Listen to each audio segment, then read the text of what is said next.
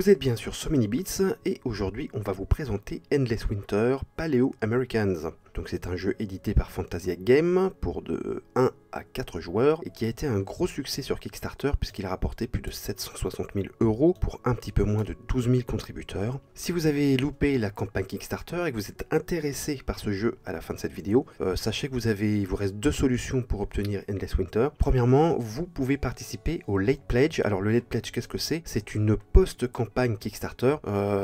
C'est la possibilité d'acheter le jeu plus les extras qu'il y avait sur la campagne Kickstarter, mais un peu plus tard. Donc vous allez sur la page Kickstarter du jeu, vous cliquez sur Late Pledge, vous atterrissez sur cette page, vous entrez vos coordonnées et vous recevrez un mail dès que le Late Pledge sera ouvert. La deuxième solution, c'est que Matago, l'éditeur, assure la traduction française de Endless Winter, et donc il est fort probable, même totalement sûr, que le jeu sera en boutique courant 2022, puisque le jeu est supposé être livré en décembre 2021, donc ça ne sera pas en boutique avant 2022. Quand en 2022, je ne sais pas. Donc vous aurez une version boutique du jeu qui sera moins fournie que celle de Kickstarter, évidemment, mais vous aurez quand même le jeu. Il y a enfin une troisième solution, la solution surprise. Nous sommes sur Tabletop Simulator et le jeu est en version virtuelle sur Tabletop Simulator. Alors c'est toujours moins sympa qu'un jeu en vrai, sinon vous seriez en train de jouer à des jeux vidéo et pas à des jeux de plateau, mais c'est toujours une bonne solution déjà pour tester le jeu, pour voir s'il vous intéresse. Et en plus ce mode est très bien fait puisque la mise en place est scriptée. Il y a juste à appuyer sur le nombre de joueurs. Là on va se mettre 4 joueurs par exemple, Setup Game, et c'est parti. Alors le jeu sur Tabletop Simulator est en anglais, à savoir que ce sont les règles qui sont en anglais, sinon le jeu en lui-même n'a pas de texte, ce sont que des symboles. Voilà. Donc peut-être que prochainement il y aura une traduction française des règles en ligne disponible. C'est peut-être déjà le cas, je ne pense pas, j'ai pas été fouillé, mais en tout cas ça devrait arriver. Et du coup vous pourrez tester le jeu sur Tabletop Simulator si vous avez Steam. Ça c'est la base, c'est sûr, il faut avoir Steam pour avoir Tabletop Simulator. Je vous mettrai également le lien en description de la vidéo, comme le Late Pledge et la page Kickstarter, vous aurez tout. Donc Endless Winter, qu'est-ce que c'est? Déjà le concept. Alors, chaque joueur va incarner une tribu néolithique, une tribu qui vit en Amérique du Nord, sous l'ère glaciaire. Donc c'est pas drôle, la survie est difficile et il va falloir vous développer. Donc voici l'ère de jeu de Endless Winter. Comme vous pouvez le voir, il y a pas mal de choses. C'est un jeu expert, hein. Donc autant vous dire que si vous n'aimez pas calculer 10 paramètres 3 tours à l'avance, ça va pas être votre style de jeu. Voilà, je vous le dis tout de suite. Au milieu, on a un plateau central où on va pouvoir réaliser nos actions, payer nos actions. On a également à gauche les tours de jeu, les tours de joueurs. Vous avez autour les points. En haut, vous avez des tuiles, ça c'est la géographie, c'est votre région. Donc il y a toujours cette tuile, hein, quelle que soit on va dire la géographie de la région, il y a toujours cette tuile au centre. Vous allez pouvoir y placer des campements et après les déplacer dans les différentes régions. Voilà, de ce plateau géographique. Vous avez des plateaux animaux sur lesquels vous allez pouvoir piocher des cartes animales, bien sûr, ça va vous rapporter des récompenses immédiates ou des points en fin de partie. Vous avez ce plateau, c'est un plateau de succès. Alors à gauche, c'est le plateau des offrandes. Plus vous aurez de nourriture, enfin plus vous aurez votre marqueur haut, plus le coefficient de nourriture et d'outils qui vous restera à la fin de la partie vous rapportera des points. Et à droite, c'est l'honneur. Ça, c'est le nombre de cartes que vous aurez enterrées, parce que vous pouvez enterrer des cartes qui vous rapporteront des points à la fin de la partie. Vous avez aussi ce petit plateau où vous pourrez mettre des pierres sacrées, enfin des mégalithes. Pareil, si vous les placez, vous pouvez avoir des récompenses immédiates. Et la façon dont vous allez les placer va vous rapporter des points à la fin de la partie. Et enfin, vous avez des plateaux joueurs. Donc sur ces plateaux joueurs, vous avez vos ressources, nourriture, outils. Vous avez vos campements pour mettre sur la région. Vous avez vos villages. Il vous faut 3 campements pour pouvoir placer un village. Vous avez vos mégalithes, donc, qui se placent sur le petit plateau en 4 volets que je vous ai montré. Vous avez les emplacements pour mettre les pierres sacrées, donc les pierres que vous pouvez prendre là. Et vous avez tout autour des endroits pour mettre des cartes. Vous avez également, en parlant de cartes, des cartes à acheter. Donc vous avez deux sortes de cartes dans le jeu. Vous avez les cartes tribus, donc vous voyez en haut à droite, vous avez un petit personnage en blanc, donc c'est les cartes tribus qui vous offrent des avantages. Voilà, des avantages et surtout la monnaie de base pour faire vos actions, c'est cette petite main bleue, ce logo avec cette petite main bleue, c'est avec ça que vous allez payer vos actions. Le deuxième type de carte, ce sont les cartes culture. Donc en haut à droite, vous voyez, c'est une peau de bête, ce sont les cartes culture. Ce sont en général, je crois, des récompenses immédiates. Donc là par exemple, contre une nourriture, vous avez le droit d'enterrer une carte et vous gagnez un outil. Ou par exemple, qu'est-ce que je peux dire? Là, vous pouvez gagner directement une carte tribu et la mettre dans votre défausse. Hormis ces cartes-là, on a vu qu'il y avait des cartes animaux. Il y a aussi des cartes de votre deck. Vous avez un deck de base. Et dans ce deck de base, vous avez également des cartes culture et vous avez des cartes tribu, mais qui sont beaucoup plus simples. Par exemple, non, là c'est une carte culture, bien sûr. Deux cartes culture, voilà, ça c'est une carte tribu, donc vous voyez qu'elles sont plus simples, elles ont juste des logos des mains, donc elles vont vous servir de monnaie d'échange pour pouvoir faire les actions sur ce plateau, alors que les cartes tribu qui sont à l'achat ici, vous voyez il y a plus de logos, donc ça va vous permettre de faire plus de choses, voilà, pour expliquer simplement. Vous avez également des meeples, des membres de votre tribu, donc vous en avez deux, plus votre chef. Voilà, votre chef aura une petite capacité spéciale, c'est-à-dire que quand vous le placerez pour faire une action, puisque ce sont les pions, les meeples qu'on met sur le plateau central pour faire les actions, vous aurez une main en plus. Voilà, c'est un petit bonus qu'a le chef.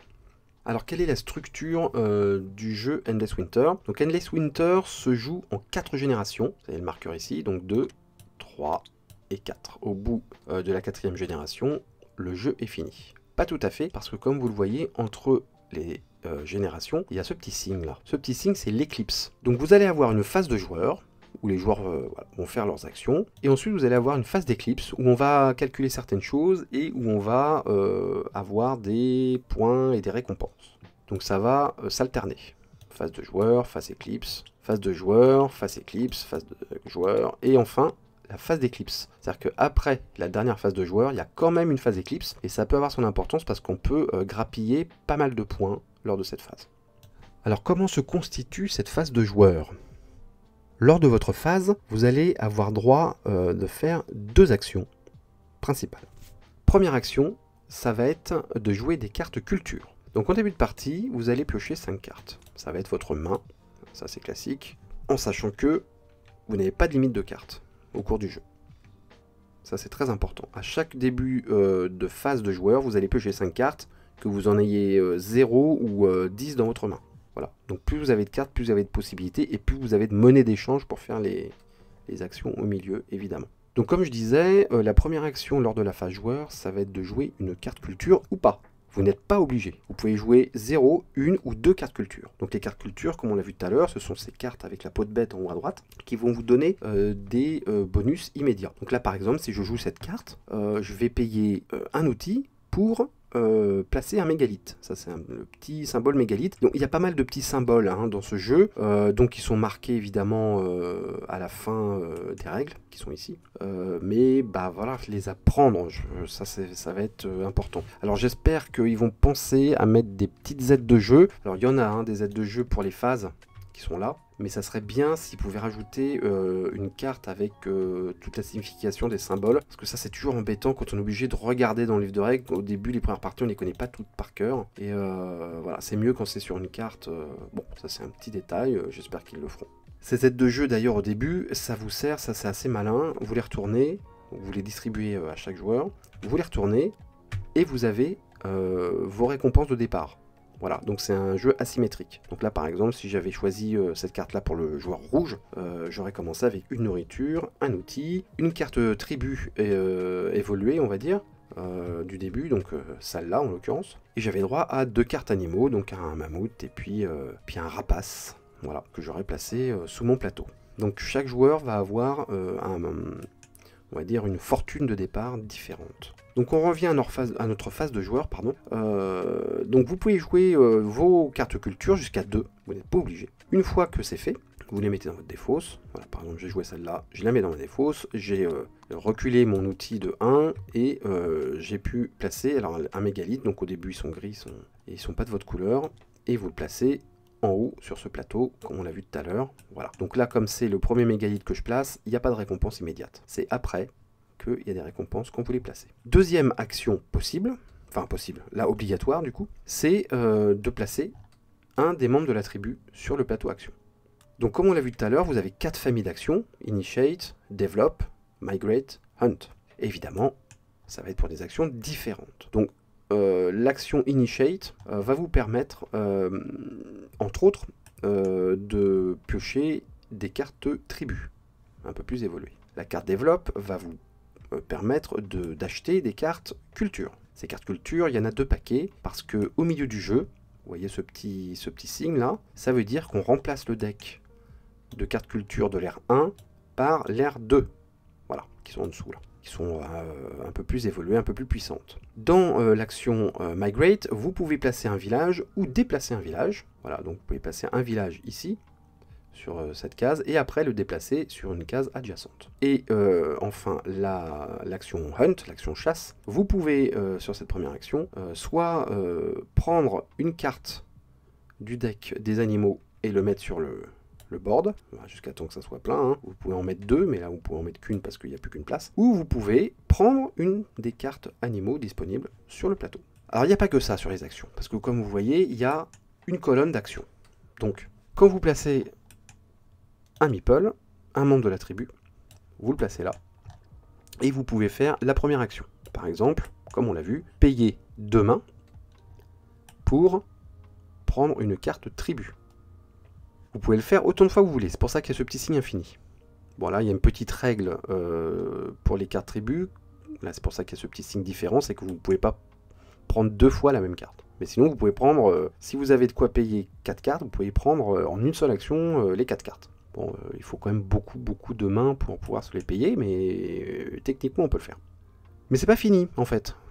Lorsque vous avez effectué cette première action, vous déplacez votre membre de la tribu en dessous, et vous pouvez faire la deuxième action. Vous n'êtes pas obligé, mais vous pouvez le faire. Vous pouvez dépenser un outil pour enterrer une carte. Alors, on dépense un outil, on descend ça, et on enterre une carte de sa main. C'est-à-dire qu'on la met là, on la retourne, hop, et cette carte-là, on l'aura plus jamais de la partie.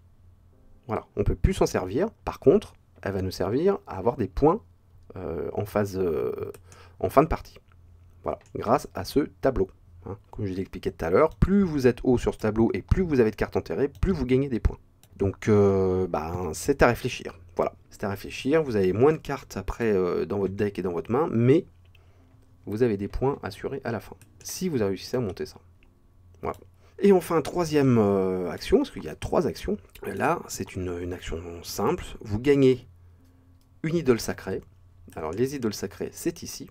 Donc, vous remontez...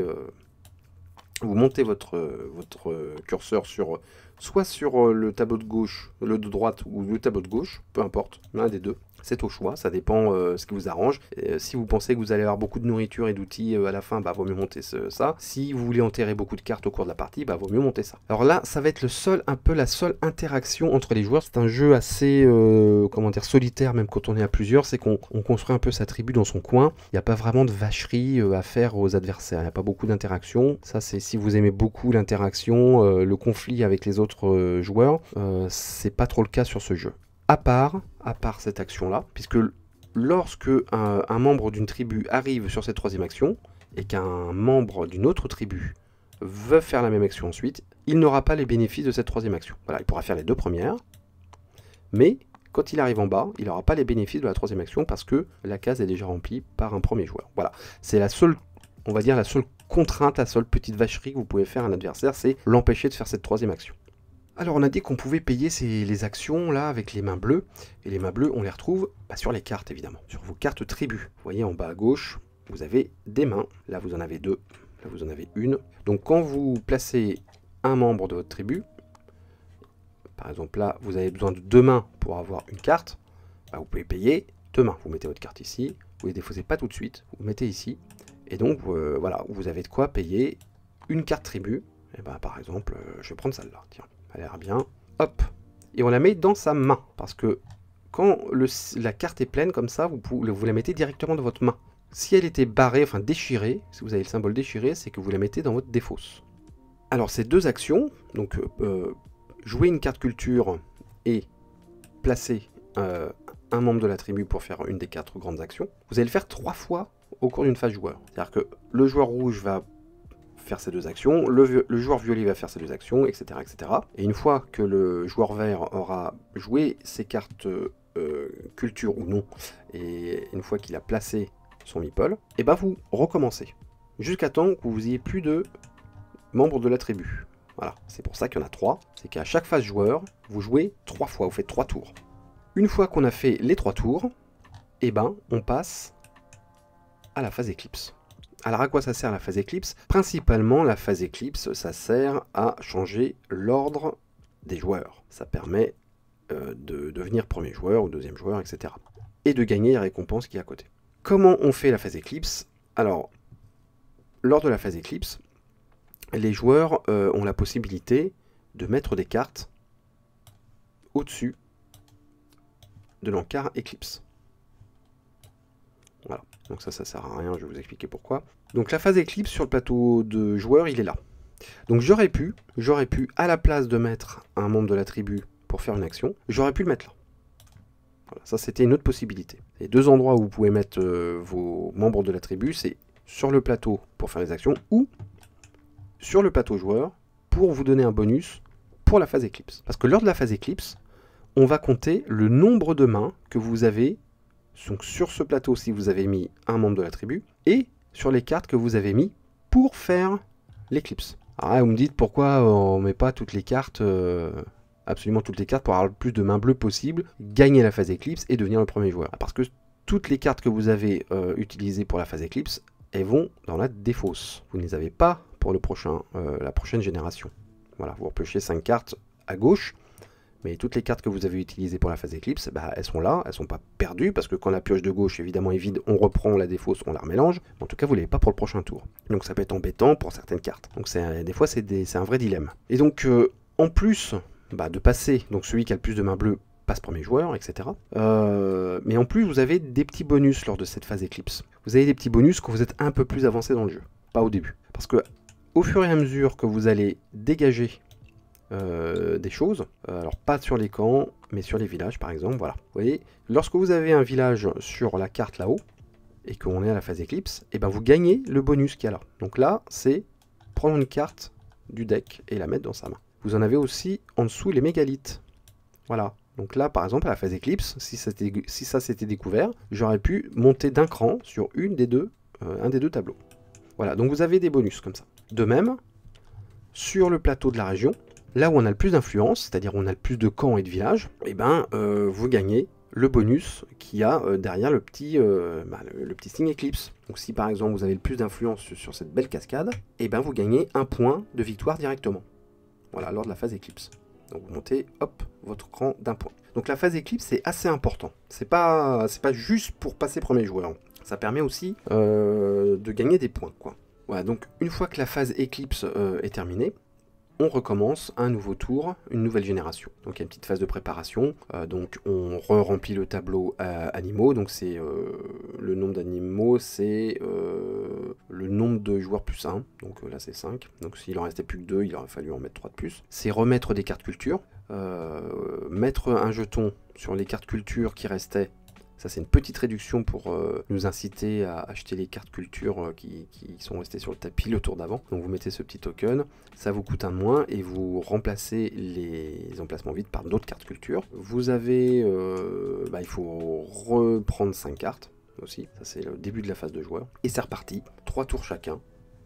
Hop, vous faites vos cartes culture, vous placez vos meeples, vous faites votre petite tambouille. Et par exemple, vous pouvez aussi faire ces actions, donc je vous les décris vite fait parce que j'avais fait le premier. Donc là c'est l'action développe, donc vous pouvez payer 3 mains pour acheter une carte culture. Vous pouvez dépenser des ressources là pour avoir une pierre sacrée.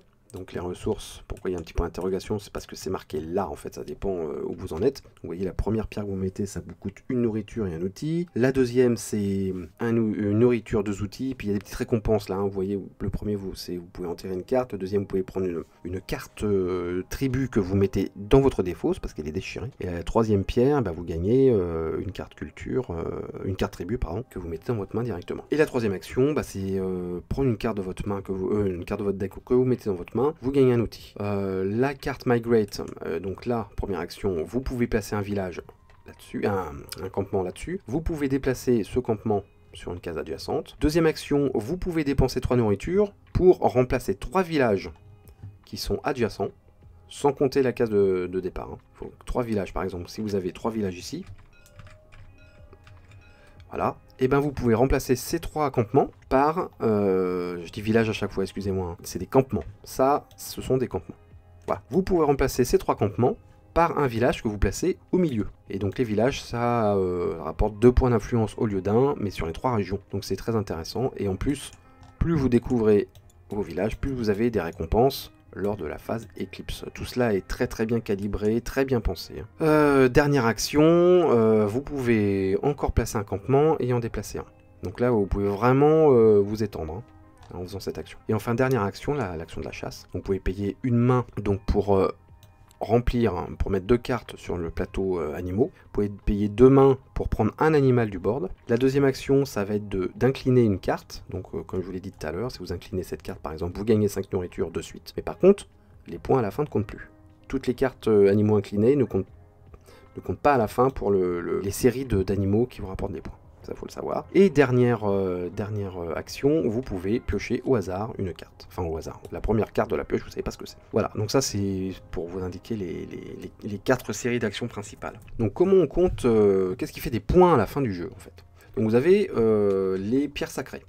Sur les pierres sacrées que vous avez placées sur votre plateau de jeu personnel, plateau de joueur, vous avez des petits icônes, donc évidemment à chaque fois c'est des petits paris, des petits challenges en fait. Donc là par exemple, si vous avez 3 cartes d'animaux bleus que vous avez incliné à la fin de la partie, et ben ça vous rapporte 3 points par carte. Donc si vous avez incliné 3 animaux bleus, ça vous fait 9 points quand même, ça, hein, c'est pas négligeable. Voilà, donc ça c'est la première manière de scorer. La deuxième, c'est évidemment ces 2 tableaux. Donc comme on l'a vu tout à l'heure, plus vous êtes haut, plus vous avez de nourriture et d'outils, et plus ça va vous rapporter 2 points. C'est un coefficient en fait. Là c'est une nourriture et un outil pour 1 point.